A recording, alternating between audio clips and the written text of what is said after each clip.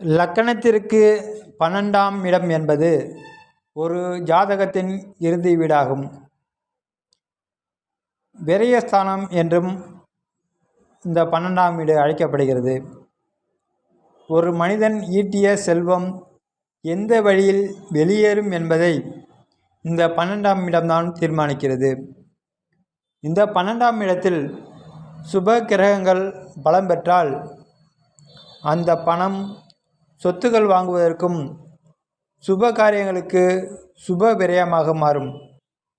மாறாக இந்த 12ஆம் இடத்தில் பாப கிரகங்கள் அமர்ந்தால் அது மருத்துவ செலவு மற்றும் வீண் நஷ்டங்களை ஏற்படுத்தும்.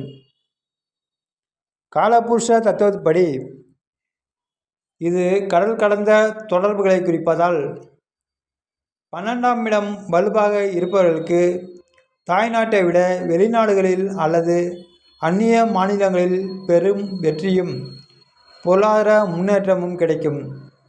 இதன் ஆழமான ரகசியம் என்னவென்றால் 12ஆம் இடம் என்பது வெறும் செலவுகளை மட்டுமல்ல, ஒருவரின் முதலீட்டு திறனையும் குறிக்கிறது.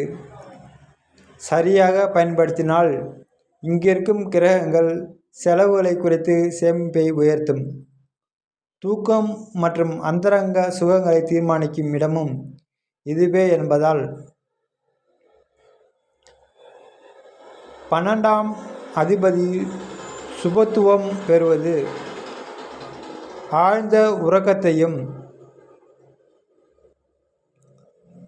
தெளிவான மனநிலையையும்